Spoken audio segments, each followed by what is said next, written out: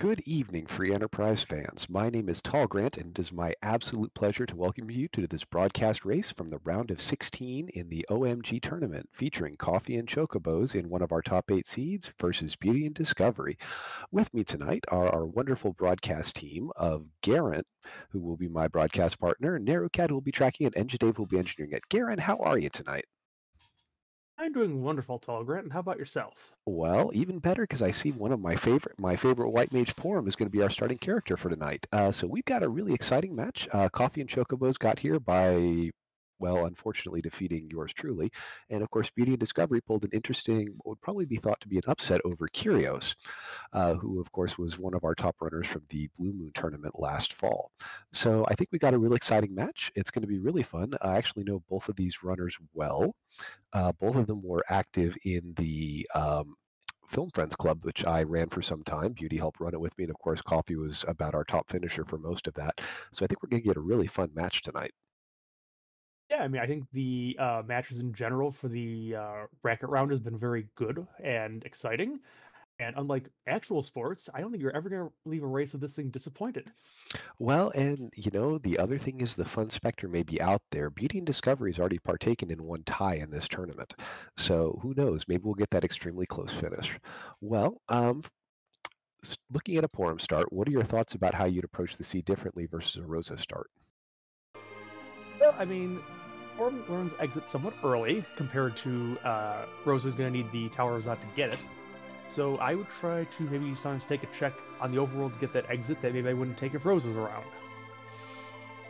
Yeah, and I think the other thing you must plan for is that Porum is going to be a little bit farther to get to some of the late spells, particularly Cure 4, which may be really important, which, depending on who else appears in the seed, particularly if you see a Fusoya or a Rosa, may or may not be important. So, when we're talking Porum, who are you hoping for a starting partner? Edge. I'm always looking for Edge no matter which White Mage is actually starting this game off. Well, if I can suggest a little meta game for it, though, Edge may not always be the best. I mean, Edge is going to be better for one player than the other, so if you think the other guy may be able to utilize Edge more strongly than you can, maybe you hope that something else weird happens here. There's nothing like an equalizer, like having, say, a Porum and Edward start where you have pretty low power. Or Rydia if you want to go with really low power, I guess. Yeah, but luck in finding a Leviathan fixes the Rydia problem fairly quickly. Not finding good gear for Edward can be a rough go. Of course, with Omnidextrous on, lots of gear is good gear and everybody can use it. Well, I think we're getting really close to the start here. It's just a couple minutes after, and the runners, of course, are on a delay, and here we go. All right, so let's see what lovely starting kit we've come up with today. All right, our opening partner will be, of course, the Rydia, which we had discussed for potential low power, and Ashura will hand us a Sylph Summon and Leviathan as part of the kit. Okay, it's the Rydia starting kit. Well, so we need 50 MP to cast that. How do we get Rydia off the ground? First step is no leave her down as the anchor. Has a bit of low agility if you leave her down early enough, but I think you want to get her up long enough that she'll be able to sweep a chest or two for you. Yeah, Leviathan makes her a viable sweeper, I would say. I mean, it's not the best sweeper option, but No, I think the work. preferred sweeper is to have Quake going on, and it's fairly late for her, but this is definitely serviceable. It's something you could deal with. So a little bit of diversions. Coffee and Chocobo is going to go check the treasury in Damsian and raise the hovercraft, presumably, because that's necessary, while Beauty is headed for Eblin and that high odds payout in their gear. I mean, the Damson Treasury isn't always taken, but I mean, there's an Earth Hammer there. You're really hoping for a Heroine Robe that's kind of out of the way, so that maybe your opponent doesn't find it. Well, I see a Dwarf Axe also, and that's a very nice early piece of gear for looting. It means you can get some levels on your anchor and not be in too much trouble. Yeah, although I don't think we actually have our anchor yet, given that we're probably going to want to use that Rydia for something useful instead of pulling down the floor. Well, there's not an ironclad law that says that you have to anchor with somebody the entire seed. True, you can change anchors. A little bit awkward to take the hook out of one, put into the other, but you know. Yeah, well, it's just time menuing. Runex for Beauty and Discovery up in the East Tower could be a very nice piece of mage fighting gear, especially because we saw a minute ago. Meanwhile, we're about to get a boss check at the waterfall from Coffee and Chocobos. We're about to find out who's taking a bath today. Yeah, I think the real question here is going to be, well, We did don't not find see. out who's taking a bath there. We just know it isn't the gauntlet. Well, and of course, the gauntlet being one of our 7 objectives. If I may, for those of you who may be new to the Omnidextrous Memers Guild, let me run you through the quick list of objectives. We have 7 objectives listed, and we need to do a total of 6 of them to get our crystal and go fight Ceromus. Those 7 objectives are to find the Fabul Gauntlet and defeat it, defeat the boss of Lower Babel, which is, classic tower, complete Cave Bahamut, break the Dark Elf spell with the Twin Harp, open the Troya treasure with the Earth Crystal, get the Magma Key and drop it in the well, and have Crystal Forge. We are finding D-Looters hanging out on top of Mount Hobbs and defending a Rosa, which CoffeeAndChocobos thinks is worth taking. Meanwhile, Earth Hammer will be good for that because it's AoE and will not trigger the script of these things if you hit in with fight. Yeah, and the Earth Hammer is actually really nice, particularly if you find an early gauntlet, because while Leviathan is a fantastically powerful spell, it costs a lot of mana and takes a while to cast. So having that Earth Hammer for an instant Earthquake cast is a really, really nice setup there. You'll see Beauty and Discovery currently equipped in Forum. One of the interesting things about Omnidextrous, everyone is multi-handed, can equip any weapon, can equip 2 weapons at once if you wish. And of course, because we're Omni, we're all like our good buddy Edge, and so we can put items in either hand. In fact, one of the interesting quirks is to back row glitch in this flag set you must put in the right hand, even with a left-handed character like Kane or Powell. Coffee and Chocobos. Go ahead. The answer is there are no left-handed characters in this particular flag set. No, everybody is omnidextrous. Coffee and Chocobos through the fight, picks up his Rosa. Beauty has come up here and found the same sort of thing. We'll see if Beauty approaches this fight any differently. Looks like Beauty is going for the Cure route, which is a perfectly good use for the Cure 2s in the starting kit. Coffee and Chocobo is going to learn that Assure spell, decide not to sell it for money, and maybe going to have a little bit of extra power for that. I don't know. Sometimes having the healing power might be nice, but I'm a little bit skeptical we'll see it with both Rosa and Porum in the party now. Yeah, I mean, one of the reasons that the flag set has a starting white mage is you're always guaranteed then to have somebody who has curatives and berserks and blinks and that sort of thing. Well, and that's the reason why having both Rosa and Porum is usually considered pretty valuable, is that you can berserk up a party with a couple of really good things. A little bit low health for Beauty, but he is through the fight with the D-Lunars. Meanwhile, Coffee and Chocobo switching places with Beauty and going to go loot out for what was in Ebwood Castle. Now, correct me if I'm wrong, but I don't think I saw a whole lot of really wonderful gear in there other than that rune axe in the left tower. I did not see anything that was exciting me, to put it that way. Which is really interesting because it almost feels like the loot that Coffee and Chocobos found in Damsian Castle was superior, which is interesting because there's a significantly fewer chests there, but also less tier of loot based on the T-Pro treasure settings. Yeah, well, one of the things about Rando Gonna Rando is just because you should have higher gear on average doesn't mean you're always going to, unfortunately. No, and I think that's one of the problems that a lot of us get stuck in a flag set like this, is you get so caught up in the meta of the exact way you should do it every time, it doesn't always pay out. Well, Beauty and Discovery decides Fabul is worth saving and is going to defend it today. And this is a play I like when there's Porum in the party because this helps get her to exit quicker. If I can get exit for taking the Antlion Cave, I'm going to try that. Well, Dark Elf is here to defend it. It's going to be a little bit of a longer fight, but I don't think it'll be too much of a problem with this party and this setup. I am personally a fan, though, of fading Fabul if you can get the hook elsewhere. And I like fading Fabul because it gives you the opportunity to make a single trip with it after you've been down into the underground. Hopefully you find the pan, and when you go up to Wake Y'all, you can just knock out the Fabul defense. When you have levels, you can normally one-shot the boss. This is going to be two-shot. We see Coffee and Chocobos decided to, with this trip and the couple levels he had, go ahead and take the Black Cat Lamia chest, which Rydia is able to do with the summon, and he's probably going to have to find a way to refill her mana if he wants to do something similar again. I don't think the Leviathan's enough to take out the Mad Ogres in one shot. Well, speaking of the pan... Yep, so that means that if there's something here at Fabul, Coffee and Chocobos are probably going to last location it if this is exactly the hook. Yeah, there's every reason now to try and get advantage by fading through Fabul. Meanwhile, Beauty has finished the fight with Dark Elf. Took a little bit of time, but got done, and we're about to find out what the prize is for it.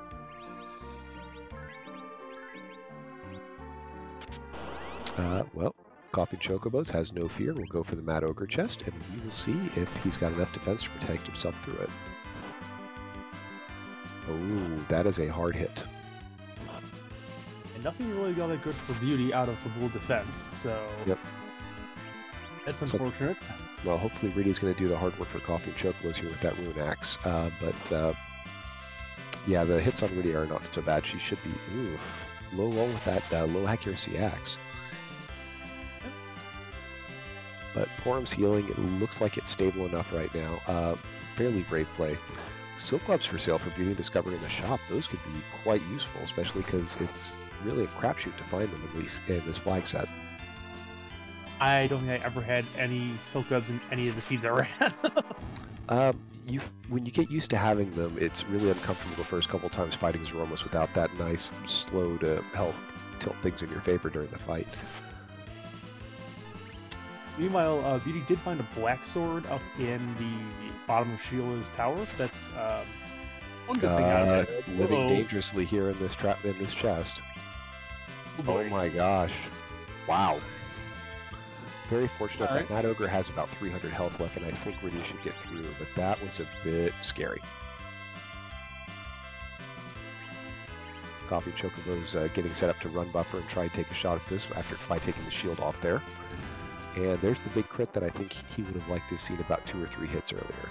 Meanwhile, Beauty making another play that's against the meta and heading up Mount Ordeals. What are you talking about? This stupid mountain's been required more times than I can count. Well, the odds say it shouldn't be, but sometimes it is. You never know. Excuse me. But with all of our runners' work here, still not seeing any sign of where the hook is. Coffee and Chocobos making a very heads-up play, not waste time with a tent or an inn, and heading up to a free white Chocobo heal, and I think going to go check the character in Baron Inn. Meanwhile, Beauty has found Ogopogo in the first spot up Mount Ordeals, which can be an annoying fight, but there are much worse spots than this. Beauty showing a little bravery and calling Leviathan in the middle of the fight, but that should be enough. No, it's not. Ogo is going to retaliate. And it exactly kills Radia. That's unfortunate. And Porum finishes. Meanwhile, we have an Edward defended by King Queen Evelyn here, and Coffee thinks it's worth the time to check it out. Defended might be the wrong word here for King and Queen Evelyn. They generally don't defend much of anything at all. Well, let's be real. This is the Baron Inn of great weakness today. Which means that we're going to get, what, Vigan at the second spot? Yeah, or DKC. That would actually be a rather unpleasant role for the party. Yeah, I don't think DKC is going to be survivable here if it's that. No, not with these hit points. I think he rolls for just over 300. Don't ask me how I know. I think with Radia having her Leviathan up, this should not be a problem for Coffee and Chocobos. Meanwhile, the dreaded back attack Spock has, it appears, Rubicant? Yes, full Rubicant. Yep. You know, interesting fact, neither of our runners has decided to go check out the Flame Dog, which is the trap chest up in the Tower of Zot, which if you've got good ice gear is fun, but I don't think we've seen good ice gear yet. Actually, we have. Coffee and Chocobos, when we went to that Choco Forest, found a Blizzard Spear. Well, Coffee and Chocobos finds our first scoop of vanilla in the seed as the Baron Key is located inside of Baron Inn. Let's see if he wants to chase that. Baron Key has often been a bit of a siren here because it's a long check. You've got, all the walking through the sewers. You've got cutscenes basically with it. And, yeah. It's like you only know what one of the 3 bosses is, because if you remember what it was at the beginning, then you don't have to think about what it is. Well, Baron is always the check that seemed to be my nemesis in this flag set. Specifically, I love to fade it, and it almost always had value when I did that. And I mean, there could be there's a gated character check, so we could see Fusoya back there. Of course, it could be holding a critical key item. And there's 2 spots of bosses that we have not seen there besides that Ashura. Meanwhile, Beauty calls Sylph. It gets through the Rubicant check without too much trouble, and Coffee is going to take my advice and go look at the Flame Dog chest. Plus, there's a free key item from Edward, which I don't think either runner has checked yet either. So we are 11, almost 12 minutes into the seed before the freebie was checked.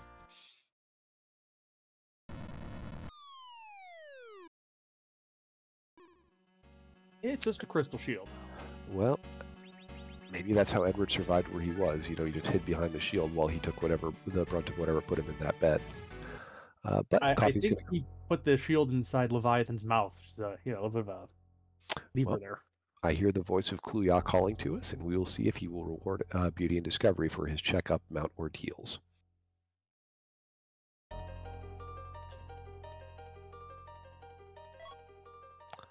There is a silent staff, which is really not terribly valuable, especially with the thing. And there's a DKC. Ugh. It's once again, we have our second vanilla boss. So for those of you who had the under 2, you have lost your bet tonight. But Beauty doesn't want to wait through the cutscene to get promoted potentially for Cecil, and of course Tella, who's not in this seed, so he will make the long walk off Mount Ordeals. Meanwhile, Rydia is going to be the hero of this party and just lay into that flame dog. And CoffeeAndChocobo chooses to let Edward get levels here. And there is our hook. It was either to be there or through Antline, one of the two. Well, so here's the fun decision of the seed now. Your CoffeeAndChocobos, you have the hook. You faded Antlion Cave, and you have faded Barren Castle. Do you make any more of these checks before you go hit your hook route? I would normally do Antlion for sure because it's not that long of a check, and you either reset or exit out of it. Well, I think he also has one more trap box inside Evelyn. I don't think he's done the Stale Man chest yet, so he may stop in and do that before he goes down, but it looks like Coffee's planning to potentially skip Antlion Cave. Beauty, however, feels differently and is right to the boss. Ooh, and it's the gauntlet. The Alt Gauntlet is here. This is where having that Earth be extremely valuable because it's a great way to get through this fight quickly. Of course, Beauty doesn't have that Earth Hammer, only Coffee has that, so Beauty's will probably have to manually fight. Beauty does have it. No, Beauty did find that Earth Hammer. Good for him. There was more than one, and it's there. Just didn't have it on the right character. Ah. Yeah, so for those of you watching this, most of the early locations have weak gauntlets where a 200 or 300 hit point area of effect will take things out. This is a fantastic place for it. Well, Coffee is looking like he would like to use Rose as his anchor and is going to put her down, but that pathetic heart hit from Edward just isn't going to get the job done. Well, Edward is going to be using harps for very much longer in this scene. No, he won't. But Coffee rather has decided that Edward is worth keeping in the party, I guess, for the high agility, and we'll see if he can overcome his low hit point total. Yeah, I see the double Earth Hammers there on Porum.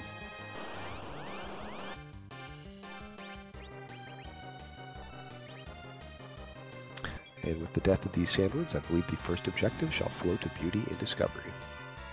Yep, and this is potentially troublesome for Coffee if he doesn't go back to check this at some point, because it means he will need all the other 6 then. Yeah, and you wonder how long he's going to be willing to fade it. It looks like he's happy to dive the hook route without it, and he finds a Drain Spear. That is effectively the solution to almost all your anchoring problems in this seed.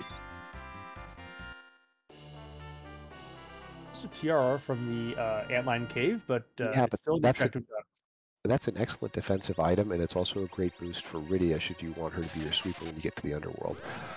Coffee finds a fairly loaded shop on the hook route at Evelyn, where they have cabins, tents, and star veils for sale. Those are all useful things that you can't really think.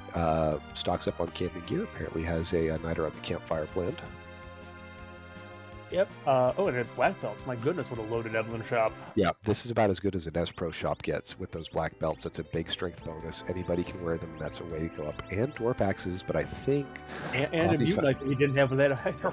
Yeah, but I think Coffee's found enough gear to cover all of that and doesn't have to shop. It's interesting how the shopping curve tends to work on this because you are disincentivized from shopping the farther the seed goes along. Just between the S-Pro and the T-Pro, the treasure tends to be better than what you get in the shops.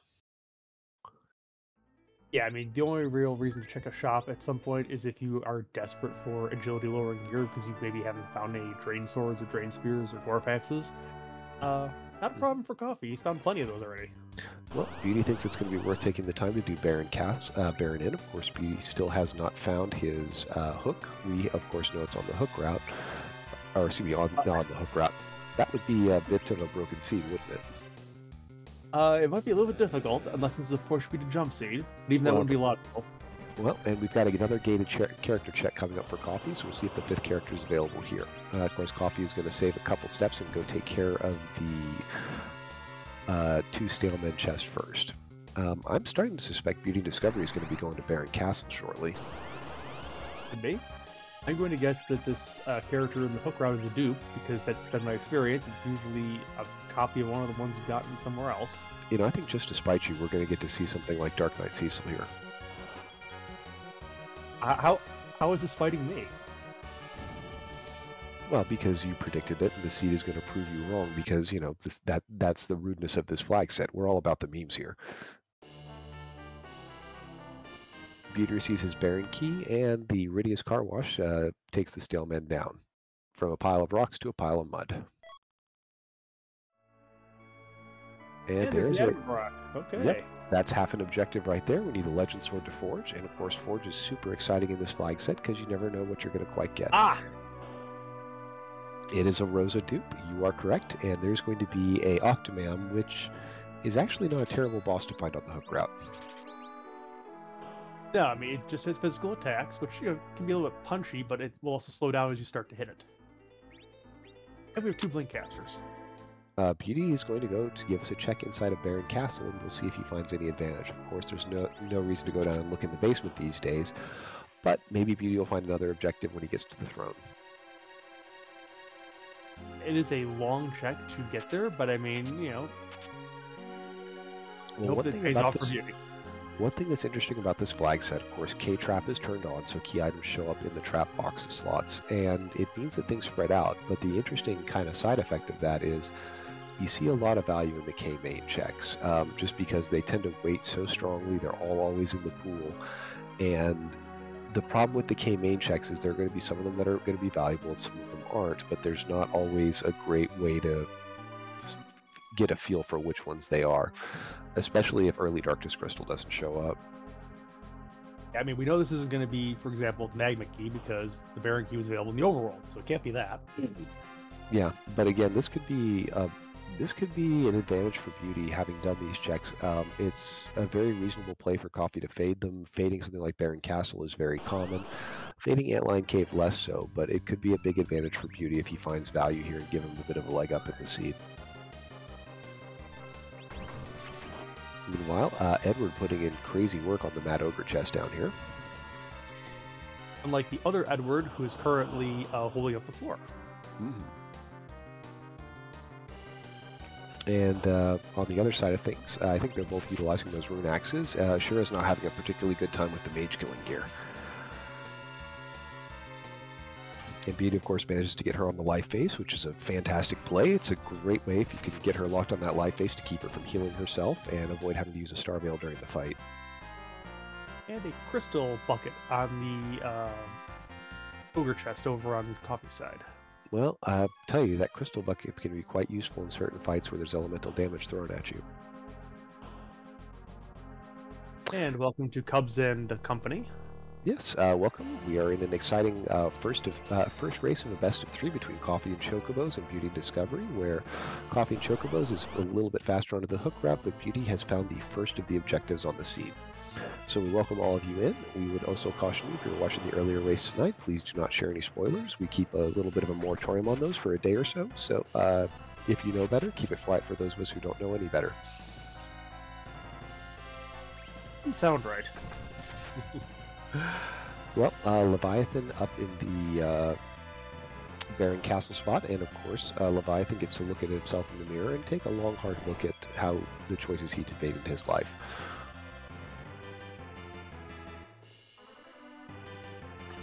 And Beauty is through without issue. We will find out shortly if there's value in Baron Castle. Beauty, of course, unknowns to Beauty, but notes to all of us, the hook is actually up in the Flame Dog chest on the Tower of Zot, so this cannot be his underground access, but maybe there will be value here. Well, there's an anchor. Yep, Yanker, as they say. And we have a Dr. Luge and his lengthy speech available in the Hook 1.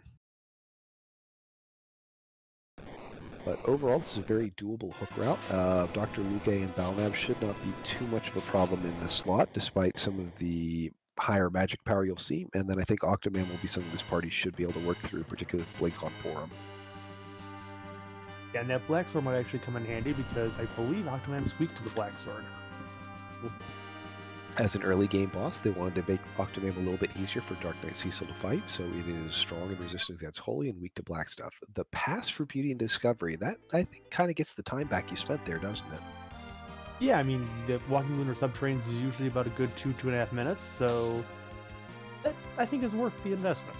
Well, and it also incentivizes the moon once the darkness crystal appears because you don't have that terrible specter of having to walk down it twice. That could be a rabbit hole trap. The moon is a bit of interesting play on this flag set. It oftentimes is haunted, but when it's not haunted, it's punishing if you faint it. Yeah, well, and the moon is such an interesting play and standard for Enterprise because it's an opportunity to get both power in the form of levels and in the form of gear, but it's in exchange for that, you're looking at places that have less of an odd of holding a required key item. Well, Beauty is on his way up to the Flame Dog chest and should be finding the thing. He has not been to Evelyn Castle yet, so that may still be on the menu for him. Meanwhile, Coffee and Chocobos off to Octomam. Yeah, Beauty has been to Evelyn, just hasn't. He hasn't done the trap chest, I know. I have seen sometimes runners have faded the entire Evelyn cast until they're ready to take the trap chests, which, it's a play. It's a play, but it's pretty risky. The fact that there's 3 of them there, 2 of them are guaranteed to be in the pool, means that there's a fairly strong odds that there will be a key item in there. Now, I don't believe there really was much of one for Coffee and Chocobos when he checked it, but again, you don't really know until you look. I believe the pan was the only thing there. You're right, the pan's there, and it is yet to be seen if the pan has value. I know that my own experience with Sheila was that Sheila doesn't like this flag set, and she's taking it out on the runners. My experience with Sheila is she tends to have 2 items or she tends to have nothing. It's one of those things where she can be really, really useful or not. But I think the randomizer in general likes to put the darkness crystal in places like the Sheila checks. Very slight odds, slightly higher odds you'll see it there than some other checks. Mostly related to boss placement and gating.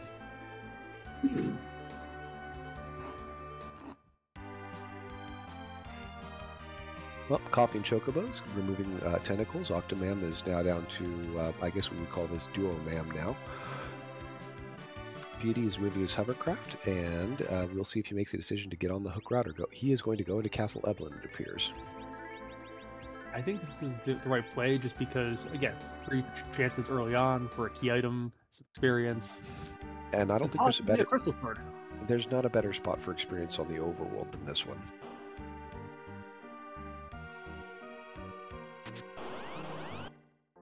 And Edward has... Yep, Edward has finished Octomam. We will see Coffee and Chocobos underground at the 26-minute mark. Oops. Beauty realizing the Iridia is out of MP for that skull chest. Yeah, it's really hard to emphasize to someone who has not played in a tournament setting like this with the pressure how hard it is to keep track of those sorts of things. It's you're very much in the back of your mind have this little clock saying, I've got to hurry, I've got to hurry, I've got to go fast. And those little things can add up and get you where you forget that, oh, I forgot to fill the MP before I went to make this check. You know, if you remember Coffee and Chocobos, when he came through here, went to a Chocobo forest and filled up exactly at the right time to get Iridia back up there, which was a huge heads-up play on that part. But hopefully Beauty will be able to make up some time on Coffee. I know that Coffee had to struggle through a couple of these chests, and I think with the additional levels, it's going to be a little easier for Beauty here. You get a clear shot at the boss at the lower Babel spot from Coffee. It looked like it could either be Golbez or the Water Hag. Maybe check and fill us in if they remember seeing what it was. Yeah. You know, I was like, okay, well, blue. Yeah, everything's blue. You know, this is still superior to during the Red Moon, Blue Moon tournaments where we were learning the piggy meta everywhere. Well, Coffee, I think, is headed for the Fey March, which is an interesting check because I think it means Coffee is fishing to see if he can get the tower key before he goes up the tower.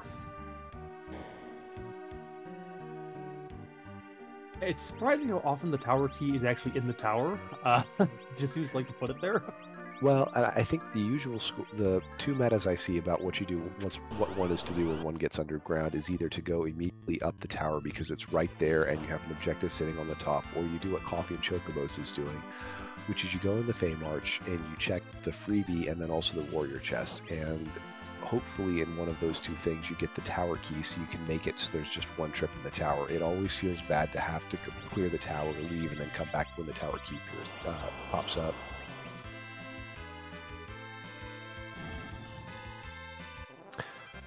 CoffeeAndChocobos run buffers and properly is anchored, so he's able to get the Leviathan off before the warriors get to act. Hopefully he's got enough power to take the whole thing down, and he does. Meanwhile, Beauty finds the pan in Castle Eblin. And there's a required Twin Harp. That's a very nice pickup. We'll check the freebie while it's down here. We'll probably also check the bosses. We know the gauntlet isn't here, but I'm sure that Coffee is going to just take a peek. Well, and I think the most time-wasting thing that could happen for poor Coffee here is if he sees a blue road down there, because he'll have to stop, heal up, and check it, and it's only going to be the water hag.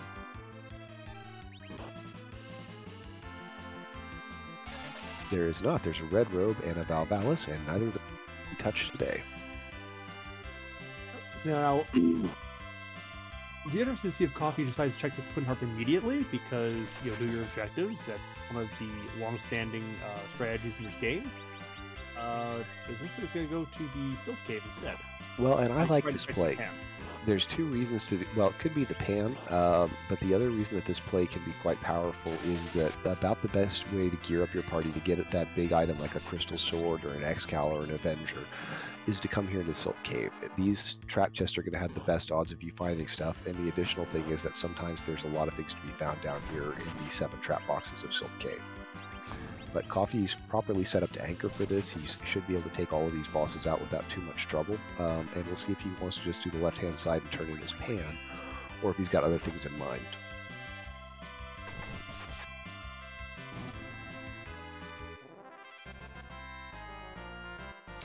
And just an Ogre Axe, which is, at this stage of the seed, not a terribly fantastic find. Yeah, we're through all of the required Ogres in the seed, unfortunately.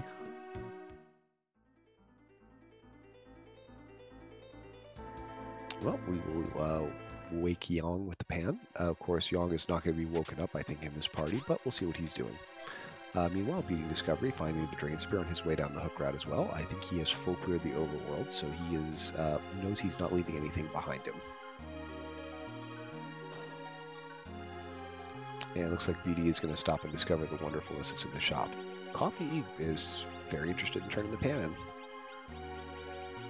Yeah, I mean, this is also a good time to route in the Twin Harp check because your party is already basically at 0 HP. And, in case someone stopped wearing metal, because it happens every now and again, certain weapons you might think are metal just tend to not be. Well, and I think the other two things Coffee's hoping for is you really would love to see Crystal here, and you probably would also like to see the Rat Tail show up from Sheila or from the check, because you're not too far from either of those checks. Not to mention the Earth Crystal being a requirement. You see CoffeeAndChocobos speculatively placing his hovercraft out in case he gets a tail. Yep, we'll do the Twin Harp first. Yep. So I was not watching some of his off-character gear. Is everybody wearing something metallic going down to the Cave Magnus? I don't know that for certain. I mean, I would imagine Coffee probably has either done that or will take a pause and just make sure. Our esteemed restreamer, the Enja Dave, has pointed out that the Red Giant Chest and several other lunar boxes have even better items for things like better odds for things like Crystal Sword. And while that is technically correct, you also need a Darkness Crystal to go up there and get one of them, and it takes a bit more effort than a sweeping Ridio with Leviathan to take those down. I think that was in reference to my Ogre Axe comment. No, that's true. They don't like the Red Giants don't like that very much. It still throws me. I expect that they're going to be weak to hammers because they have that nice shiny metallic look to them, but they are not actually machines.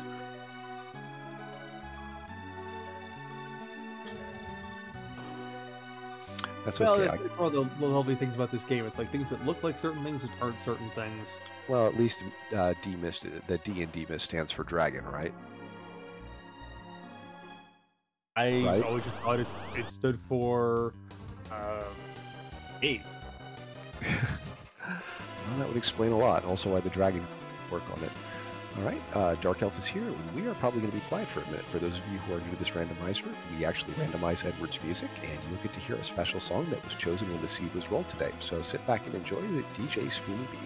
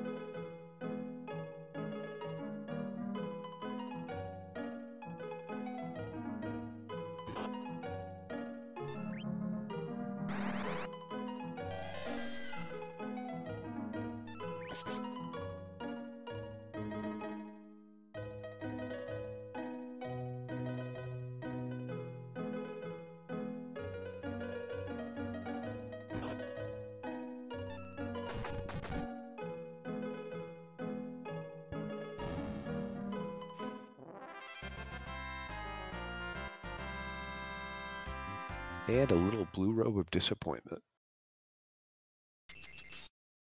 Now that happens often in this flag set.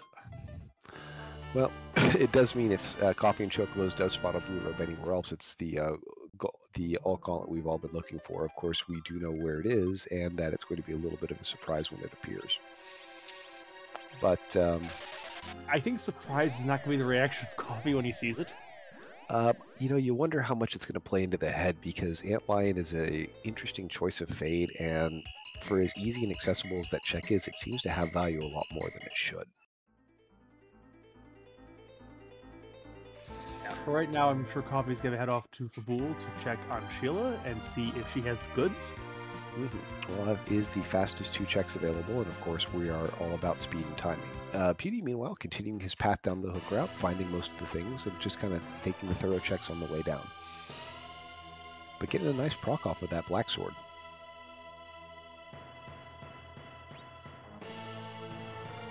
Coffee and Chocobo is about to face Dark Elf, which is appropriate as he just left his Cave Magnus, the traditional home of the Dark Elf.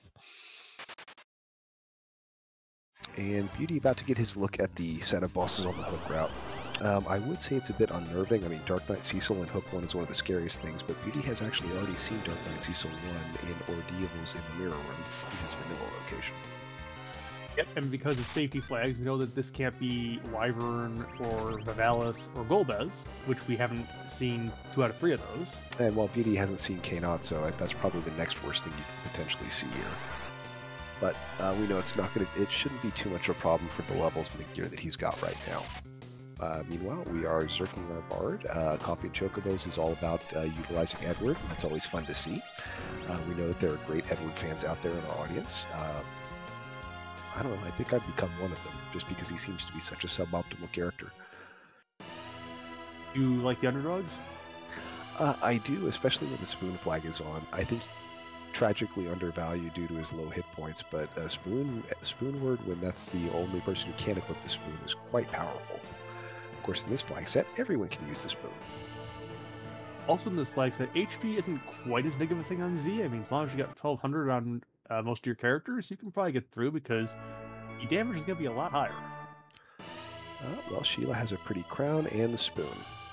So Sheila has...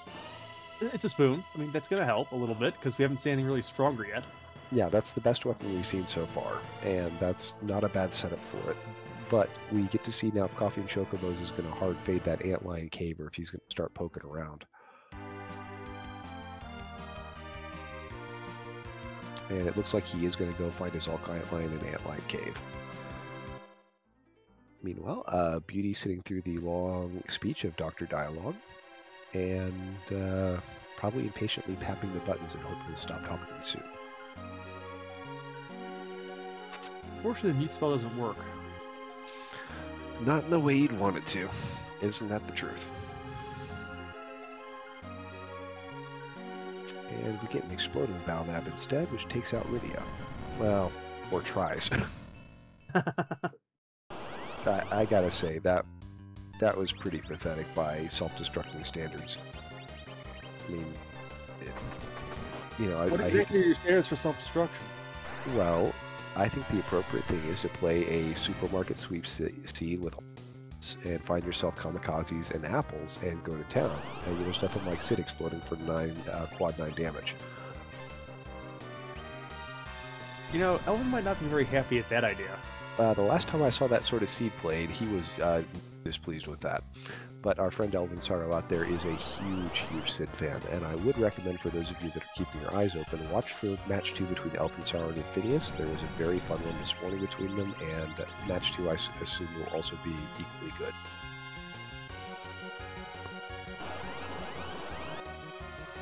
CoffeeAndChocobos getting to work with that Earth Hammer against the Sandworms. He's actually, you can see the planning in his menuing. Edward is holding that in his right hand, which minimizes menuing time to get to the Earth Hammer. Meanwhile, Beauty's going to let Rosa Zerk her way through. Beauty has chosen that Edward is going to be his anchor. And interesting choices in how the parties are going to be set up in here.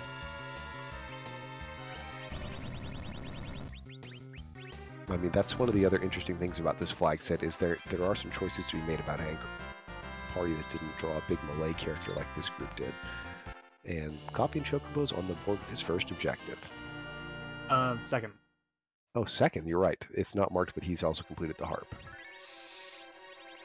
And I say not marked, it's just the goals. The rest of it's there. So, all good. A lot of good gear for that Rydia there. She is going to be hitting for some big damage, presumably in Sylph Cave in the near future. Well, I think the only overworld check... No, there's 2 overworld checks Coffee has left. Do you go check Ordeals or Baron, or do you make your way back down to the Underworld?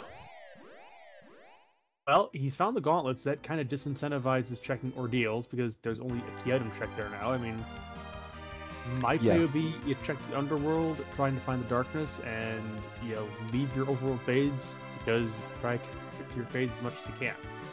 Well, and, the other thing is the tower is got an objective in it. He's got 2. Getting a 3rd objective is great, and the 4 trap boxes on the way up here can hold quite a bit of value. It tends to be they either hold 2 or more, or they hold nothing. Yep. Beauty through that Octomam and about to be underground at roughly the 40-minute mark. This is interesting. Coffee is skipping the trap chest on the way up the tower. Yeah, hope that doesn't come back to bite him. That can always be an unfortunate play, but I think Coffee wants to focus on doing that boss at the top and maybe avoiding levels. I'm not sure.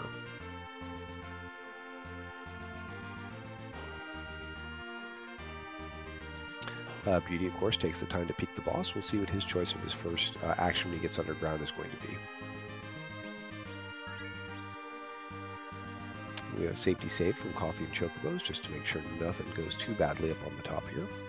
Yeah, also in save before entering the tower, so that makes sense. Mm-hmm.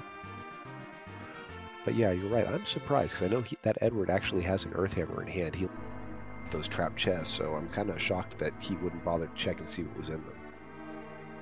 Yeah, the problem with taking him on the way down is if the tower key isn't one of those 4, then he has to possibly double back up the tower again. Yes. Well, and not only that, but also there could be that piece of gear that sets your party up for an easier time in this Kainatsu fight, like, say, a Heroine Robe or a Crystal Sword, just something to buff up the party a little more than what they've got. Also, point out that if you happen to find Torridges along one of your few shopping checks, it's really valuable if you happen to run into Finazo at a higher HP spot. Yeah, this can be a really scary check. I think Coffee has his timing down just about perfectly to avoid getting a big wave thrown at him, but this is almost every fight of this where he's got hit points, it can be quite scary, and especially in a low hit point party like this one. I mean, we haven't touched on that too much for this, but as far as team low hit points, we're riding that pretty strongly. I think the only other character that's down in this range that we haven't seen yet is Palom.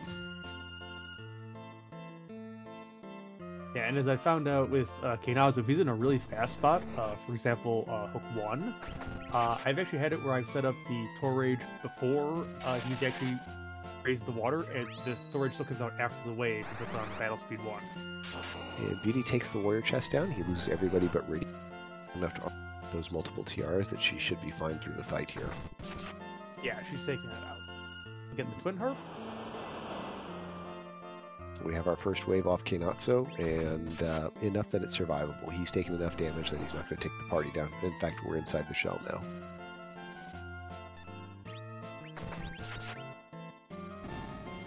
And Kainazu is down. All right, third objective for Coffee and Chocobos. We'll see if there's additional value sitting on top of tower today. What's the value of a sword? White Spear is not a terrible item. It's not as good in this flag set as it is in some others, but it will do in a pinch until you can find something a little better, especially if you run into an enemy that's going to take holy damage. But I think, in general, the big holy swords tend to be a little more useful. That looks like Beauty is heading over towards Sylph Cave. Probably be certainly doing the checks for the pan. We'll see if he goes to the Poison Treasury, though. Yeah, we haven't seen that checked yet, and I'm guessing that's where we're going to see Coffee and Choco find something in the trap boxes on the way down that changes his mind.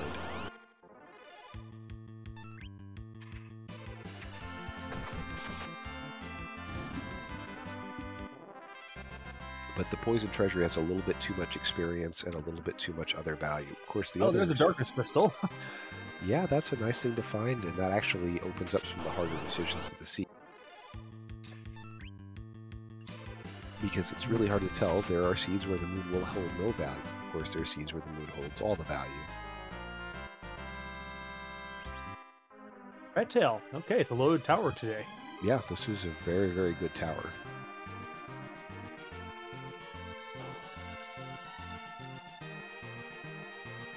Well, so we've got 2 key items out of these trap boxes. There were 2 chests guaranteed to be. Will there be a third? That would not be unheard of. Or it would just be pushing it. Well, true, but, you know, rando is going to rando. You never know. And it certainly is quite the meme when that occurs. It's just a Zeus Gauntlet, which is actually a nice piece of strength gear.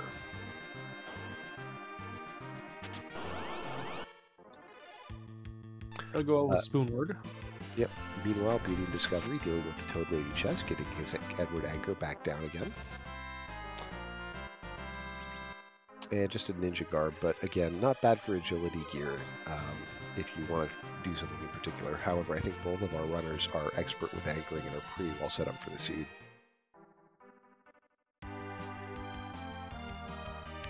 Well, Coffee has a choice here, and I'm guessing we're about to see the whale raised. Looks like the rat tail first. Yeah, rat tail first. It'd be funny if this is the pink tail and arty arrows. That would be just the chef's guess. Noticed our runners are not doing bows and... Ooh, there's value. There's the magma key. So very hard required tower today. It's blocking at least 3 objectives. Yeah, that's crazy. And you say at least 3, it could be 4. Could be 5, actually. Yeah, could be all 5 of them, depending on how much value the moon has. Well, Coffee wastes no time. Drop the magma key. Make sure he doesn't forget. Like that play. Meanwhile, Beauty is going to go take a look at the Poison Treasury. And some of the chests on the way down. Maybe looking for that heroine robe we haven't seen yet. Yes, and as Lord Gubrez pointed out, we can get underground now. I am not going to even recognize that was said. Oh, come on. You know it. You know you love it. That was 1 tournament ago. Come on. It was 2 tournaments ago, actually. But who's counting? Oh, that's true. All right. Coffee and Chocobos off to raise the whale. Of course, this gives access to 2 checks, which weight equally with the K-main checks in the hairdryer chest and the last arm chest on the giant. And I've often tried the giant first, just because there's only 1 trap chest there. See if that's a play this time, or if the giant gets faded off to last. You know, I heard a very good counter argument for that from the esteemed Possum Morpheus, who likes going up to check the moon first, both because hair dryers is there, but also because had you not found the Alt Gauntlet, you could then make your way down and see if you're going to get that double objective out of Cave Bahamut. Of course, knowing where Alt Gauntlet is, that line of action becomes a little bit less valuable than it would otherwise. Meanwhile, Beauty in a little bit of trouble here. Rydia has been hit by the breath of the Maul Balls, rather, which is one of the reasons why these two chests, the one with the 2 Maul Balls and then the 2 Maul Ball, 2 Dark Tree chests, are a little bit dangerous here, because now he has to wait through another cycle of things and hope that Rydia doesn't take the damage. And of course, that's all time lost while you're waiting for that to get done. So, unfortunate that the targeting managed to hit Rydia. Yeah, I mean, the ideal thing here is if you have the gear for it to put Slant that resists one of the spell status effects of the breath, and then it won't hit at all. And we welcome in our raiders with our good friend Xenocat. It'll be a hairdryer check first here from CoffeeAndChocobos. Yeah, this is a great check with Rydia being able to sweep through it with a Leviathan.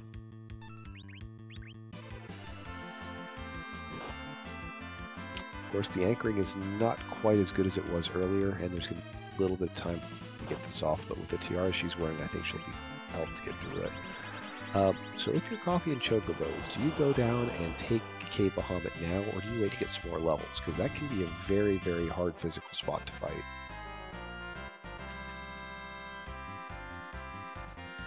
I think in this case, since the gauntlet isn't on the table anymore, it's probably faded until... until you're in go mode. Or at least ready to leave the moon. There is still a possibility that if you go down and take, let's say, the Ribbon Room, for example, you might find both your Earth Crystal and your Legend Sword down there. In that case, I have to do Cave Bahamut. Yep. Meanwhile, Beauty has gotten recovered from the awful chest against the Maul Balls and is now cutting pretty quickly through the ghosts. And Elixir is a nice item to have for the Z fight, but not exactly what we're looking for here. It gets used right now, actually, to replenish Rydia's MP. Yeah, again, the problem is that 50 MP for that Leviathan goes by very quickly. Yes, and ethers are not cheap. Plus you have to shop for them. Yeah. I don't think we've seen a Lilith Seth or anything else. I think we're about to see an interesting check out of... No, Coffee is done checking on the moon. He just wanted to see the character, but we are not going to see a lunar dive yet. He is going to go blue planet. With the Luca key in hand. I'm surprised Cave Bahamut wasn't taken while he was up here, but I guess you're right, low levels, but I might have just peeked to see what I was facing. It's wasted time. I mean, it still takes you 40 seconds to get down there, even if you can just reset back out. Beauty and the little scary centipede chest. These guys tend to be a little faster than some of the other boxes here, but they're lower hit points, so they can be dealt with fairly quickly. And Beauty, of course, has the weaponry for it. There's a package. It's a key item. It's not one that we're really looking for. Package will not get checked.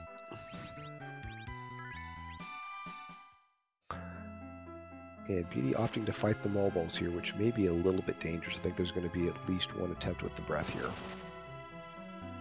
Yep, and it hits Rydia, but I think in this case, that's not too bad of news. Nah, I think Rosa and Porm are going to be able to take care of this chest for Beauty, and we'll see. But so far, it hasn't looked like a ton of value down in this check, other than for the experience. Of course, no real good weaponry either. CoffeeAndChocobos is actually going to benefit more from the experience here because he has reached 10 key items and will be getting the experience doubler from this point forward.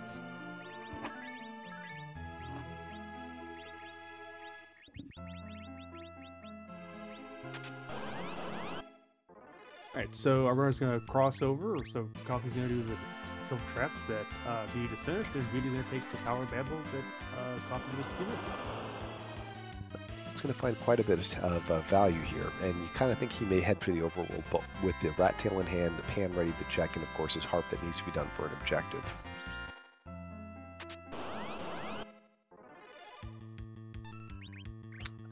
Meanwhile, you see the run buffering is being used a little bit to try and help, but CoffeeAndChocobos may also have to deal with some fun out of the Maul Ball breath here. In fact, if this hits Rydia, this is very bad. This could be very disastrous here. And a reset from Coffee and Chocobos. Well, these chests are quite dangerous.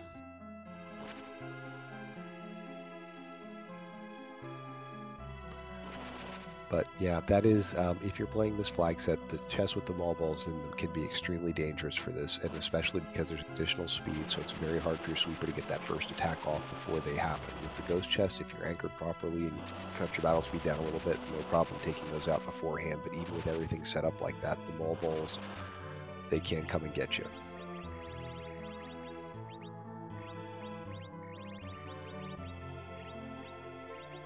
The Zeus Gauntlet, does that give immunity to it? I forget exactly how that works.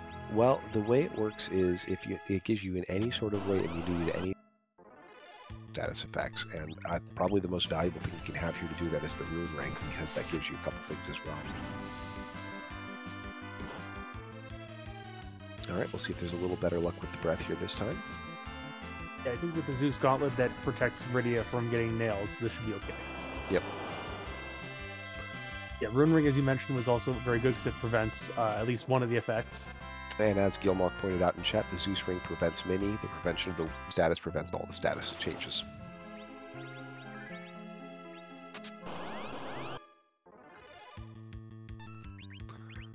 And looks like we're going to have quick work here. Meanwhile, we'll see how Beauty handles the War Turtle on top of the tower.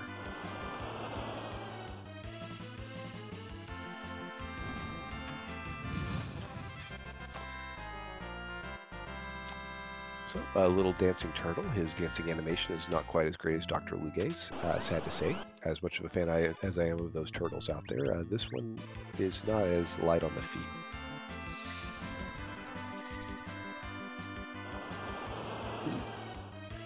Meanwhile, we will see if Coffee and Chocobos likes to burn his elixir the way that Beauty did. It's not a bad trade, but I don't think Iridia is going to have enough to carry him through the entirety of this poison treasury.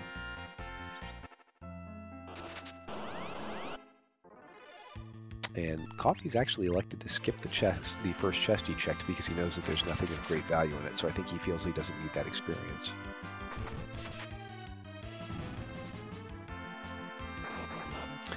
That's an angry Edward, isn't it? Maybe that Edward has seen what's happened to this other Edward on the other screen. Yeah, well, you know, you can only keep him as a anchor for so long and through so many seeds before a bitter. And after that, you know, the revenge of the Bard is coming. Heads up play from Coffee and Chocobos. Virus, of course, has no casting time, so it's a great spell to use against these centipedes because they don't have a ton of hit points, and it guarantees it gets off a little faster than something like Quake Whip. Besides the fact that Riddy doesn't know it yet. Well, Coffee has found the fact that there is no value here, so we'll see what he chooses to do next. I think he's got 4 checks available. That Luca key probably has to be checked because that's what he got from the moon. Yeah.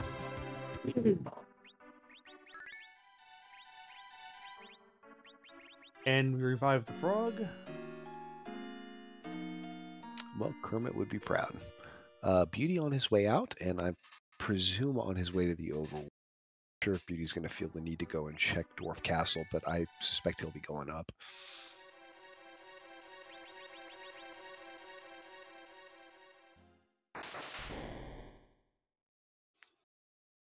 Yeah, let's check the trap chest here too. Kind of funny that both of the runners actually skipped the trap chest on the way up without having the tower key. Yeah, it seems a bit strange and not necessarily efficient, and it's one of those fun things, though. You do the things that you think will give you a little bit of advantage when you play the seed. And my problem was I was always choosing the wrong things. Sadly, I know that it kind of bites you in this flag set, and if you, this is a flag set that if you fade the wrong thing can punish you quite severely for it. It is very, very apt to put 2 objectives in a location that is not always somewhere you want to go. Yeah, although I think that the way the tournament is set up, 30 out of 32 runners will probably have that experience by the time we're all done. Yeah, well, and I mean, some of the chaining items, particularly that you chase in this flag set, like the harp and the earth crystal, can really do quite a doozy on you. Although I feel like I've seen a disproportionate number of passes hidden behind the harp. At least you have sneak passes. I tend to not even see them.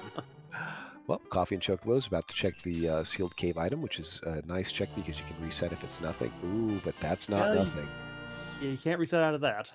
Nope. And so we'll see what kind of time-wasting boss is going to be down here. And what time-wasting thing is behind the tower, in all likelihood. Yeah, I don't know how you can't just chase that objective here. Well, speaking of time-wasting bosses, there's a villain right here, and I think straight to plan Q. Yep, I think I agree here. Just lurk up and hope that things fall your way. Well, this could be a little bit of a scary fight. There's enough hit points here that CPU is going to throw out at least one globe 199, and if that's targeted at Edward, this could be a little bit of a longer fight. I don't think it's going to be too much of a problem for Coffee. He's a very experienced runner who can handle that well, but it could be scary. Beauty gets up, turns in the rat tail, and is rewarded with the magnet key, and now has the ability to get 2 more objectives to his total.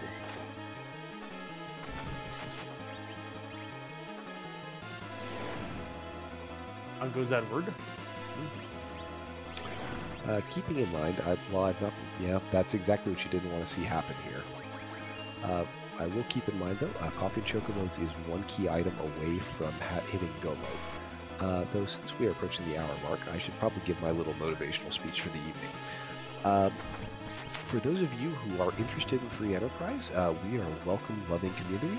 We would love to have you come play with us, hang out, and do sorts of things. So if you'd like to come and do that, please, by all means, go join our Discord, and we will put up a link for it in chat to help you out. Also, if you are enjoying our runners, they're both fantastic people. They're great personalities on stream. They're really, really fun and informative to watch. So if you wouldn't mind, they could both use a follow. Beauty, of course, streams under the name The Queen is Lost, and Coffee and Chocobo streams under the name Coffee and Chocobos. I'd also highly recommend that you follow our esteemed restream team tonight. Garen and Narrowcat are both fantastic and fun runners and great guys.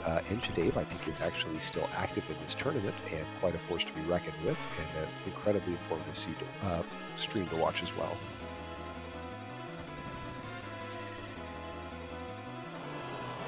I'm glad you had that, because I certainly didn't have a motivational speech written for this. Well, it's a good time. So, Beauty on his way to get us a reprise of Heart Music, which we will, of course, be quiet for, and Coffee and Chocobos is through the awful Orbs of Doom, and we're making its way out of here to see if there is value behind the tower key.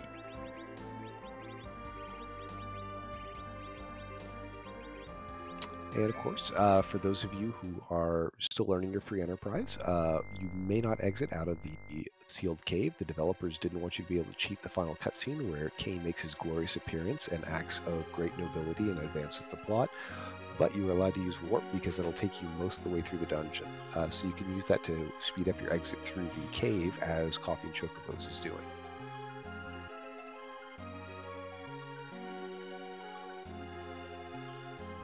It'd be really funny if the developers had ignored that because Rosa would have been in the party at the time, if that had been the case. Well, not that it's available in this flag set, but there are certain other things that the developers ignored. Hint, warp glitch. Interesting little oversight. I don't want to get too much into it tonight because it's not available in this flag set, but if you have no idea what I'm talking about with warp glitch, next time you go to Dwarf Castle, get in the crystal room and cast warp and see what happens. Or at least get in the crystal room and cast warp and see where it takes you to. But with that in mind, it's time for music. Yep, we will be quiet.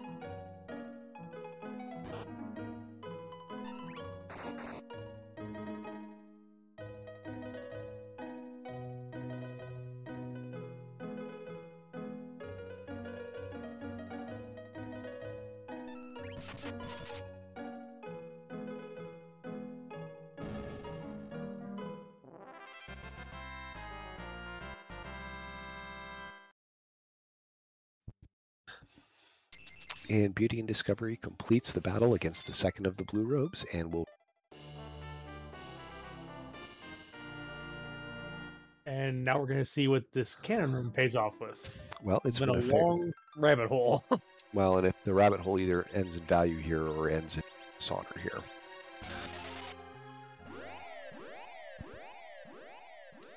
But I think the hope is that the one of the two required key items pops up now.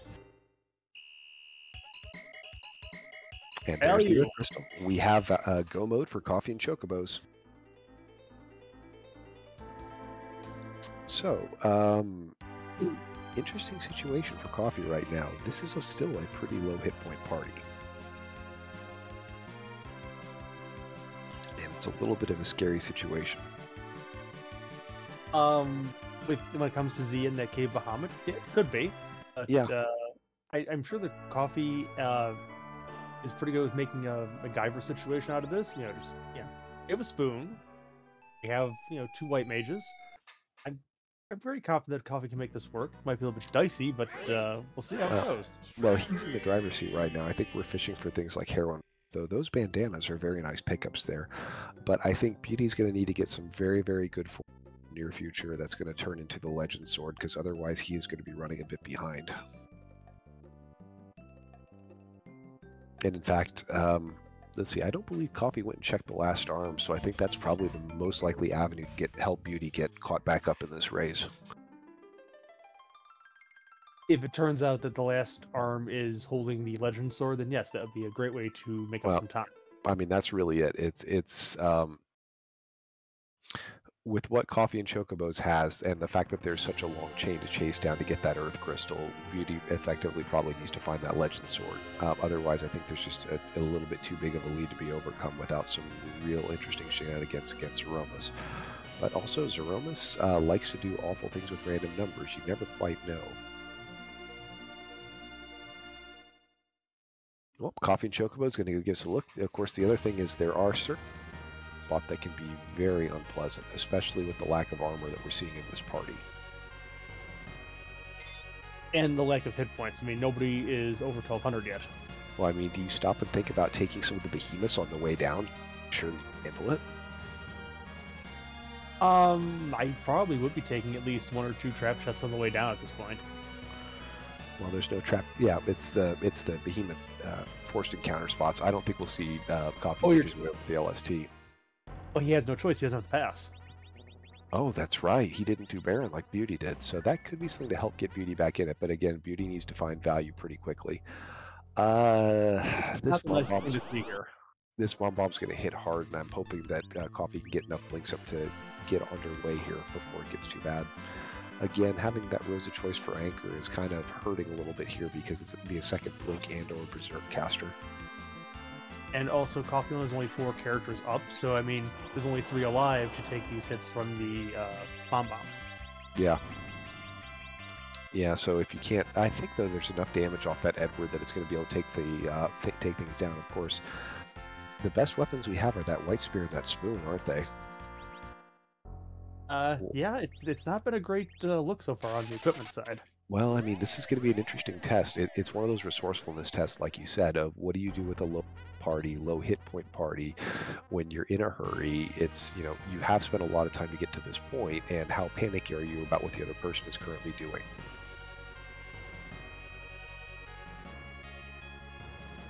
Beauty is not going to wait around. He's going to go ahead and get his objective done here. So puts him kind of in that interesting mode chasing and keeps it a little and keeps things interesting. And again, Beauty's going to have a little bit, I think, of advantage in this fight just because of the having access to Blink with 2 characters. Well, Coffee is through and will be receiving his crystal momentarily. You know, and the Zeus Gauntlet for a little bit of strength. Since he has to walk down, Coffee actually has some choices. I mean, there's 200,000 experience sitting in the ribbon room, and there could also be 2 key items that could also be things like crystal swords. So he might choose to do that instead of a trap chest on the way down. And the inventory boss strikes his head for once.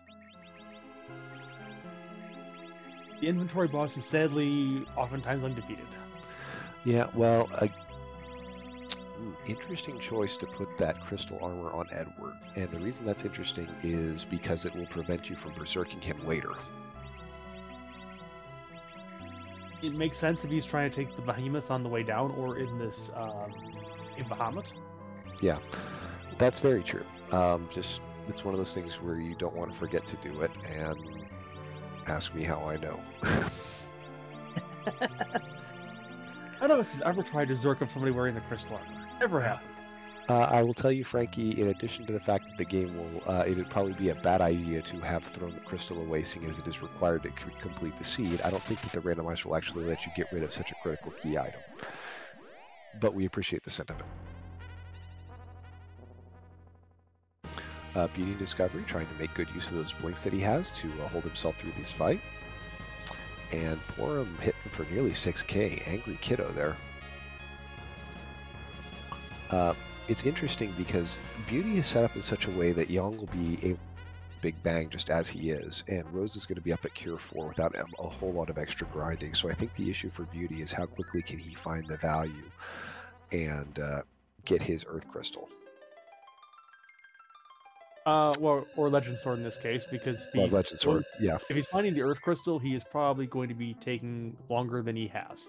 Yeah, it's probably going to be about 5-ish minutes to go get that, and then at that point, you expect Coffee and Chocobos will already be in the Z fight. Coffee is telegraphing that he's going to take at least a trap box or something on the way down because he stops to refill the mana on Radia before he drops in. So, we'll see what we find walking down the moon. Yeah, I mean, with that Leviathan Sweeper, maybe it's one of the, maybe it's the Warlock chest on the way down, because I think the Warlocks will both go down to that.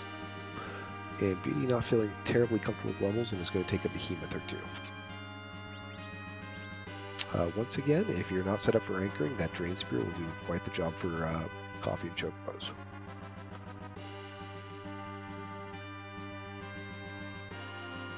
Yeah, so I don't think the anchoring is really the problem on Coffee's side, because that Rose has been down most of the seed. Yeah, it's going to be, I think, damage and hit points is the bigger issue for Coffee and Chocobos. I think the anchoring is going to be fine there, but the low hit point totals, the need to properly nerf your way through, and then to all counter nukes, especially with a 4-character party, this is not going to be an easy Z fight. It doesn't seem like that 5th character should be such a difference, but that can be such a huge difference. And even though it's Yang in this case, he doesn't really benefit from the Omnidextrous Plagues because of the way his attack power calculation was done, he's not going to be nothing at this point either. No. Beauty. Interesting, we have the side-by-side behemoth fights. Of course, the one on Beauty's side doesn't like Rydia very well and is fairly punishing about it. And I think Beauty's setting up to take it. Nope, that's it. Enough for Beauty. He's out the door and going to go off searching. The question is he going to go for the Giant or for the LST? Well, he's looks like he's heading over to at least check the character. Coffee and Chocobos getting a cool 117,000 experience, which gets him quite a bit of gain on various people, including Quake on Rydia, and a ribbon for his trouble. And the inventory boss again, I believe. Yeah, this is a good time. This flag set really promotes you doing something similar to Coffee and Chocobos. It's like the free enterprise form of geocaching. You find all your garbage and you leave it behind in the box as you walk away.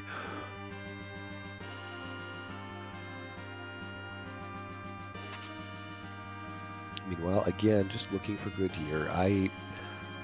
It's a little questionable. Usually the Lunar Subterrane has some gear for the odds package, but with the Tier 5 cap on boxes, you're not going to find much better gear. I think Coffee's probably hoping to find something like a heroin robe in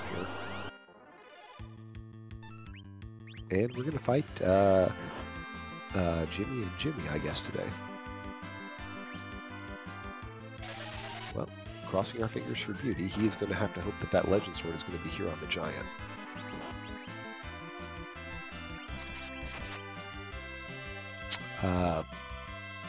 Once again, Edward is a very spoony and very angry bard, but these red giants hit pretty dang hard.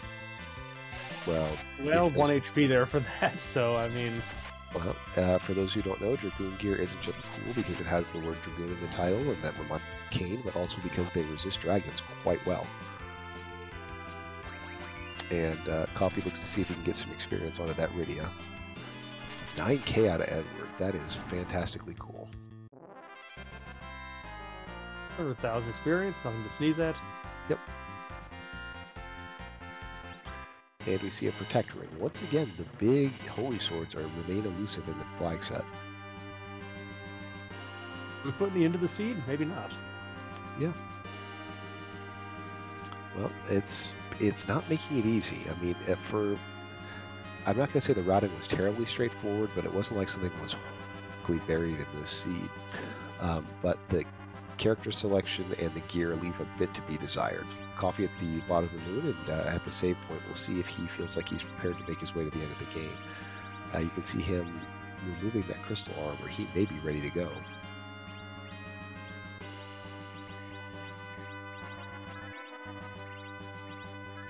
Or just might feel that there's no more time to spare on this. We're almost an hour and 15 minutes in. He said go mode for about 10-15 minutes. Well, yep, but no, we're going to stop and get the 200k out of the rip. And this is a fantastic find. This is an easy box to take care of. You can throw a stone with somebody like Rydia and get the full amount of experience here and do quite well. Yes, or you can just simply, I don't think she has Fatal yet, but you have some way to take out just the officer and the life spell on the officer. That also works out pretty well. But yeah, but again, I think that clock is ticking. We're also about to find out what Beauty's about to discover here on the Giant. And we have the pigtail, which is a key item, but not what Beauty wants, and out he resets. I'm surprised. Coffee didn't bother to loot either of those boxes. Yeah, this means there's a crystal sword in one of the two of them, right? Oh, almost certainly. But I think this is the sign that I think Coffee's comfortable with his levels. He has set down his battle speed to prepare for Nurse, and I think we're going to see him walk down to fight Zeromus. Meanwhile, Beauty's decided to attack the lunar subterranean, so we will wish him well and that he can find the Legend Sword fairly soon.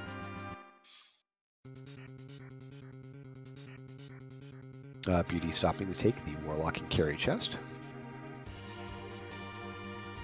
Well, as CoffeeAndChocobos makes his way down to the bottom of the moon, I suppose I should talk a little bit more about this randomizer. Of course, this game is mostly about randomizing key items bosses, despite the two that we found that were vanilla. But we can't include Zeromus the way we do everybody else. Zeromus is a big, awful boss with a nasty script and lots of unpleasant things that go with him, and he really doesn't belong anywhere here but at the very end of the game. So we're not allowed to randomize him with the other things. But to keep the randomization theme going, we choose the skin he's going to wear for this fight from a pool of over 600. So we don't know what it is until this fight occurs, and as we go into the bottom of the moon, we will ask the question, whose butt are we going to kick tonight? Also, does the butt have a hat, can't do taxes, or any one of about 1,001 other random questions?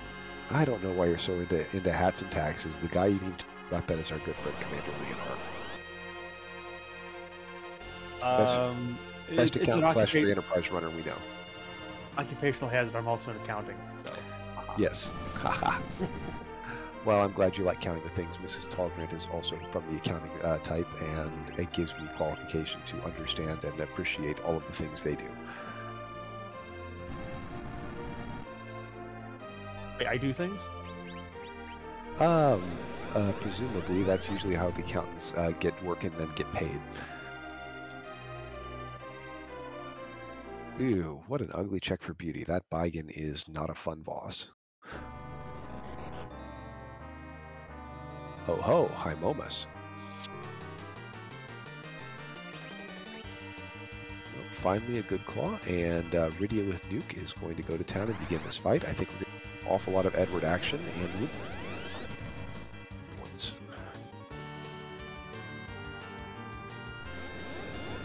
Oh, and what a beautiful targeted counter nuke. That's exactly where you want that to go.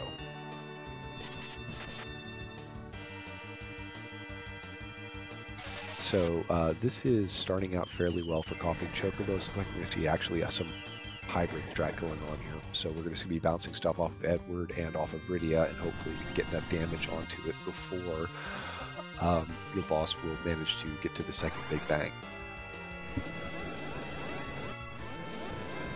Unfortunately, only 2 of the mages up that reflect strats probably aren't ideal for this, although damage is high enough where it almost could be. BeautyInDiscovery finds another key item. Unfortunately, it's not the one we're looking for, and he elects not to go to the Lunar Subterrane. He's going to go looking. Our first big bang over on CoffeeAndChocobos side. Fairly high roll, but enough that it's survivable. We will see if we can pull enough stuff together to finish this up. Again, 9k out of Rydia is a pretty solid thing, and I think you can expect to get 4 or 5 of those out of. And so it's just a question of if the whites are going to be enough to take over that 62,000 you need to get him before his refills go to hit.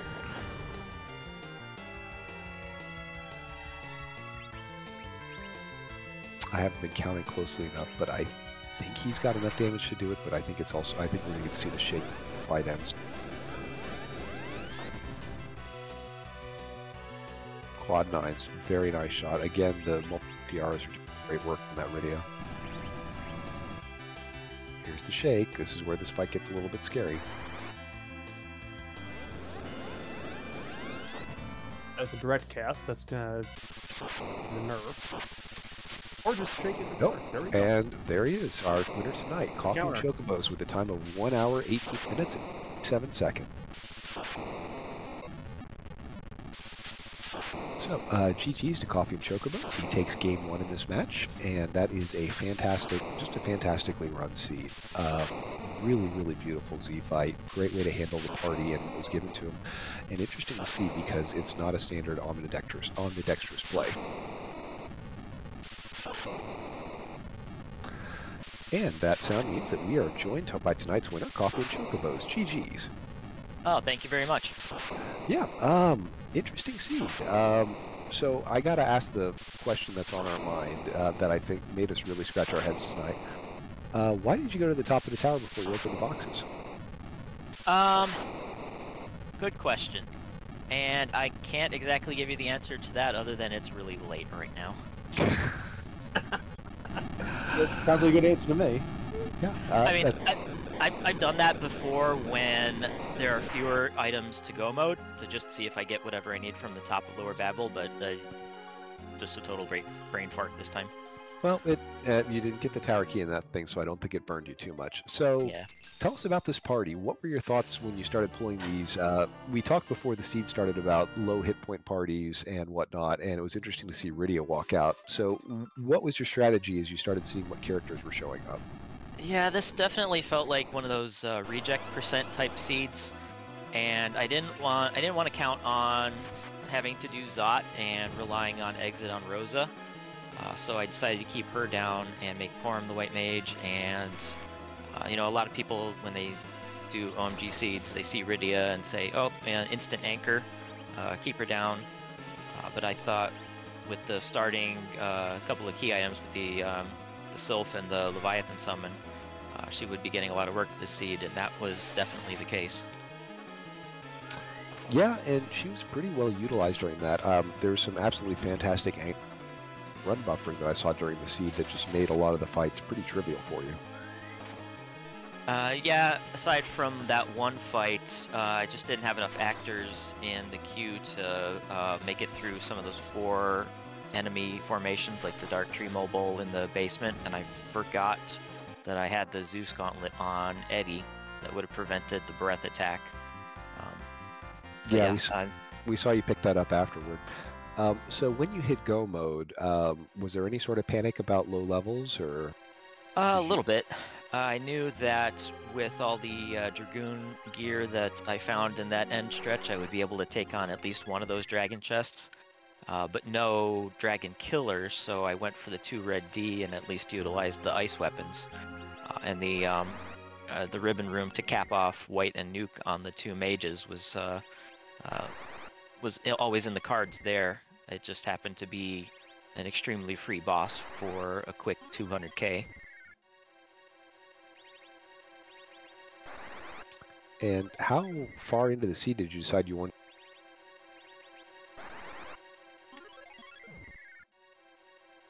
I'm sorry, I think you cut out a little bit. Oh, sure. How far into the seed were you when you realized you were going to probably be doing full reflect strats at the end? Right about 5 minutes before the end of the seed there. I was possibly going to pivot to having Eddie hide and make Rydia my Zerker and rely on that, but I couldn't count on any of them staying up through a nuke or even. I mean, that's at that point the nerfing becomes a little unreliable, because as soon as you start getting 1 or 2 people down, you get behind the cycle there. So yeah, it was kind of a last-minute call, and it worked out perfectly, being able to direct nuke right before the Big Bang went off for the swag kill. So I'm happy with it. Well, We good. just saw in your spoiler log where the Legend Sword was. Yeah, I saw that, and I was laughing a little bit maniacally on the in the minutes while I was waiting for this. So that's a heck of a seed. Well, as I mentioned, this flag set lends itself to gating one objective behind another and hard requiring something that can be obnoxious. But looks like you made some wise choices tonight. You are our winner. When is Game 2? Game 2 is going to be tomorrow night, 11 p.m. Eastern. All right. Well, we'd encourage you all to tune in. I don't believe it's being carried. Actually, I do believe it's being carried on Restream. Same channel, actually, FE2. Right. So highly encourage you to check it out. Well, Garen, did you have any more questions for Coffee tonight? I think my only question concerned the Antlion Fade and the reason for taking it at that point in time. I really just wanted to combine as many efficient checks as I could, and I knew, well, I had a good likelihood that I was going to be able to get through the hook route with those characters as is, and then come up with whatever I pulled out of the Fey March, the Warrior's Chest, and the Panbonk. Then I was just going to take that whole line up there, and I was just very grateful that it turned out to be the Gauntlet. So I didn't have to hit Baron, I didn't have to hit Ordeals, and I was hoping I wouldn't have to hit Dwarf when I came back to Earth, which just worked out in the end there. Yeah, because I mean, your opponent did actually take both Ordeals and Baron, and all that came out of that really was the Yang. And the pass. Oh. And the pass, yes, but... Well, that would have helped a little bit, but having to go down the LST to get XP anyway negated that a little bit. Well, GG's on a seed masterfully won. Do you have any final thoughts for us tonight, Coffee? Just that I hope I can get enough sleep to put on a good show tomorrow. Well, we'll let you go do that. Thank you so much for talking to us. And again, GG's a really well-played seed tonight. Thank you very much, and GG's to Beauty as well. I see he's headed to his finish as well. He will be. Alrighty, take care. Thank you. Ladies and gentlemen, your winner tonight, Coffee and Chocobos. Well, in the meantime, Beauty has followed the required path and gained his Earth Crystal, is opening the treasury, and is about to be in go mode, so we'll see how well he can handle the final fight against Aromas.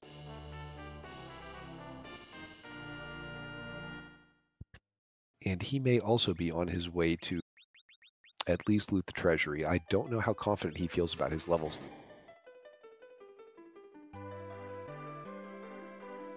I know he has a little more safety because that Yang can take a full Big Bang without falling over. And I think I saw at least one elixir hanging around his inventory still, so that gives him a bit more flexibility to get his damage dealer through the fight.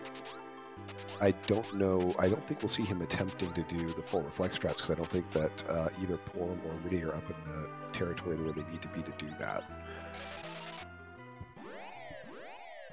Yeah, I think this would require another couple levels or so to get there. Well, I saw when he pulled his menu there that Porum's up at level 49. I believe she gets white at level 52.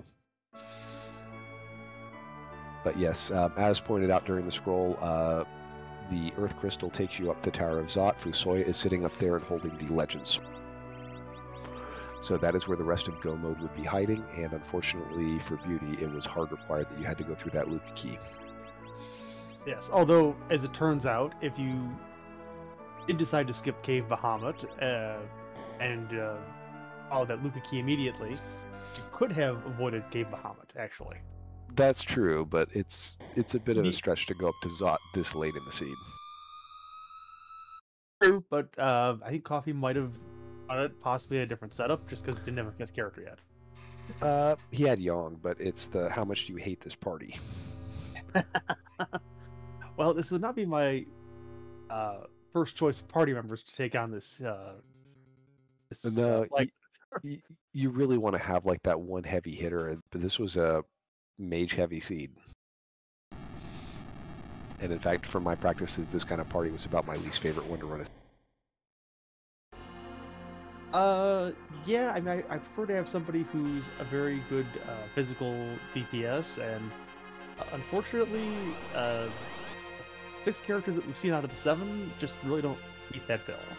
Yeah.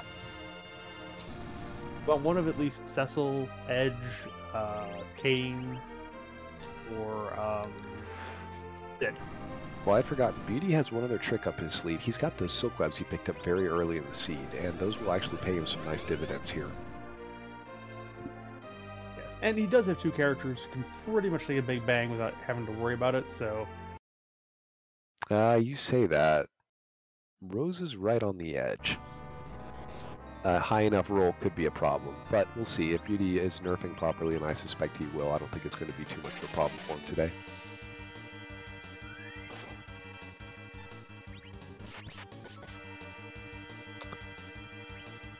All right, Silk Level A. We'll see if the counter nuke goes to the anchor, and he gets as good a fortune here that Coffee and Chocobos received. Yep, a friendly Z who Z likes to target the anchor tonight, and that's good for both runners.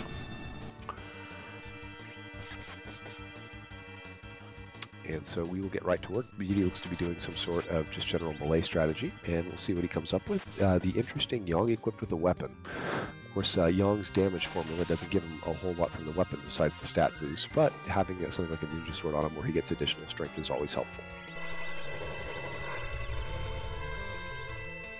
Well, I mean, it's the kind of scene where it's like, Yang is helping, and Miss Eddie is helping by laying down. Yeah, exactly. Well, that's the most useful thing you'll see him do. In the meantime, I think, let's see, I'm curious. I'm trying to remember if it's 48 or 49 where Porum has Cure 4, and if she's going to be able to cast that to help the party tonight. Of course, she's Berserk, so she won't be casting it at all. Yeah, this would be Rose. Well, actually, Rose is Berserk too, so nobody's going to be casting any heals unless Rydia decides to Ashura. Yeah, and I'm not sure we will. A little bit scary here. I think we're going to be really tight into the refill. Well, I mean, one of the things is if you are a little bit tight on the DPS, just push the gas and try to plow through. Well, we'll see what happens here. There's our shake. We'll see. I don't think we're going to see a big bang here. I think there's enough damage, but again, it's really close. Yang, you are helping.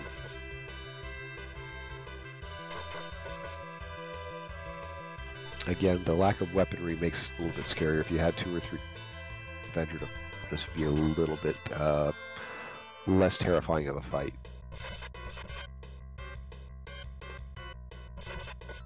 We've gone through enough now where we've skipped the big bang off of that one. Yeah, so I think we only have to worry about the big bang at the end and a potential wombo combo. There's another shake, so there could be a big bang coming up again here.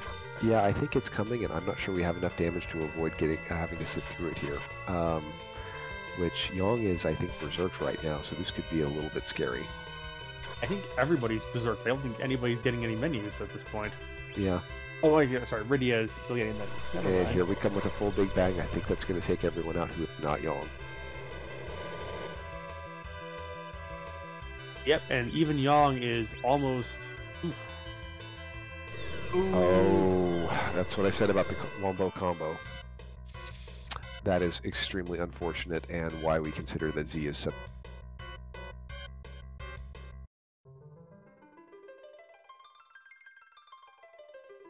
And looks like we're joined by Beauty in the booth? Yes, that's me. Well, GG's, Beauty.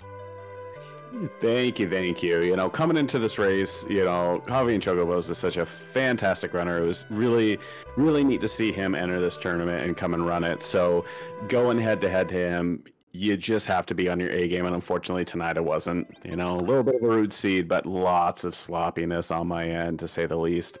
Well, I gotta say, this is a bit of an unpleasant party in that there's not anybody that has the high hit points to deal with to help you out of some of the jams in there.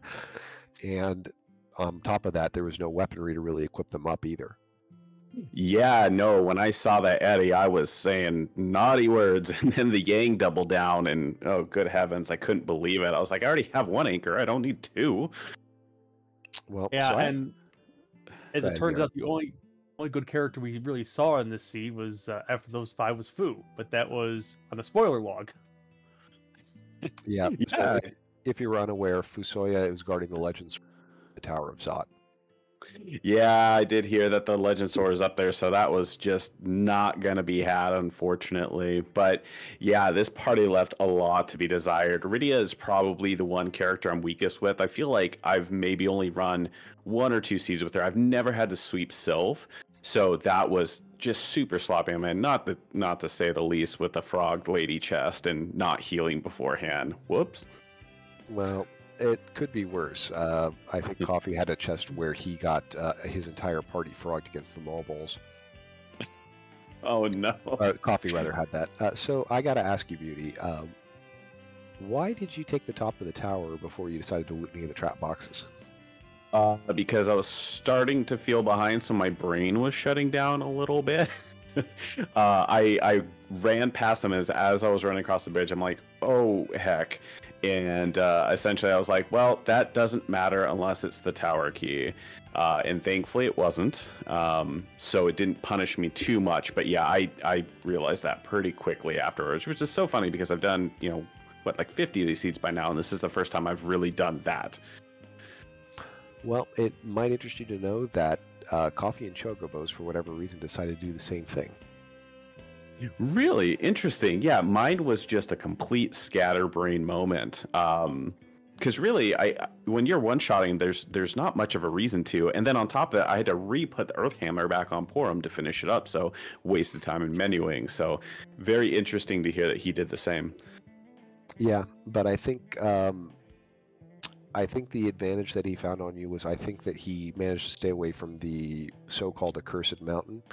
And I think he skipped a couple of the chests you took in the upper part of the lunar subterranean. I think that was the difference tonight. Interesting. Yeah, Ordeals was a play, hoping to find value, but also wanting to get exit on Porum before Antlion, which did pay off. So that was kind of nice. But in the end, I don't think it definitely didn't save the time that I spent on it, unfortunately. So that was kind of the reasoning there, was to try and pick up enough to get her to exit. Well, it sounds like there's going to be match 2 tomorrow night, so not a lot of time for you to turn around, but hopefully digest, shake off the things that didn't work, celebrate what did, and be ready for another match tomorrow night. Yeah, no, absolutely. Feeling ready for it, just hopefully a little bit more friendly with Seed. Maybe for this heckin' party, we'll get an edge to start to kind of make up for it, but who knows? Rando's going to rando, right? Well, I would encourage our viewing public, if you haven't gotten enough free Enterprise, please tune in tomorrow night at 10 o'clock Eastern Time. You can see Klopfer versus Judge Joe over on the Mothership, the free Enterprise channel, and Game 2 in this match between CoffeeAndChocobos and BeautyInDiscovery will be over here on the Deuce. Garrett, you have any final questions for BeautyInDiscovery tonight? No, I think you pretty well covered it as far as that went. I mean, like I said, rando gonna rando. You made a couple checks, which Baron or Ordeals paid off. It might be a different story. Well, hopefully getting at least a little bit of a meme of watching Yang get wombo comboed solo standing made worth the forfeit, because I got a pretty good chuckle out of that. I didn't think I was going to win that Z fight, and I'm very glad I lost it in that way. For sure. But thank you so much, Garen and Tallgrand, for the comms, NeuroCAD for tracking, and NG for restreaming. It's always a delight to have the volunteer crew that comes in here and makes these shows possible and gives us runners an opportunity to put ourselves on display, maybe for worse in my case. But nonetheless, really appreciate it, and I hope you all have a great rest of your night. Well, thank you, Beauty. We wish you the best of luck tomorrow night in the race. I think that's going to do it for us tonight. So I wish all of you the best. I hope you guys have a fantastic evening, and we hope to see you tomorrow night. Good night, everyone.